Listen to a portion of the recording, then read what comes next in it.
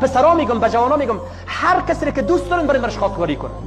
هر کسی که دوست دارن از این نه ترس داشته باشین، نه هراس داشته باشین و ملت را با این آشنایی بسازن که ملت با این آشنا شود. این بی غیرتی نیست، این بی همتی نیست. چرا جوانای ما امروز با وجودی که ازدواج میکنن به عفت نمیرسن؟ چرا امروز جوانهای ما ازدواج میکنن ما باز هم رابطه پنهانی با یک زن دیگه دارن؟ چرا که ما مطابق میلش نکرده میره. چرا فرار میکنه از خانه؟ چون که مطابق میلش نیست. شوهر یک مستبد است در خانواده. دین را به طریقه درست بفهمیم. من به این متیقن هستم که کسی را دوست داشته باشه، روابط نامشروع نداشته باشه، هیچ پروا نداره.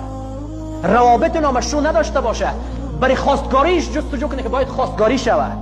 اینی راه اسلام هست، اینی روش رسول الله هست. ما حتی خواستگاری رو بازی تو فکر میکنیم که خواستگار باید همیشه مرد باشه، در حالی که صحابه دختر خود برای کس پیشنهاد میکنن. ما این چیز را یاد نداریم، ما این بی غیرتی میشماریم. عدم فهم دین یک از عامل مشکل اساسی این امت است که ما دین را درست نمیفهمیم. دین را بر اساس خواسته های خود تعبیر میکنیم برای مردم.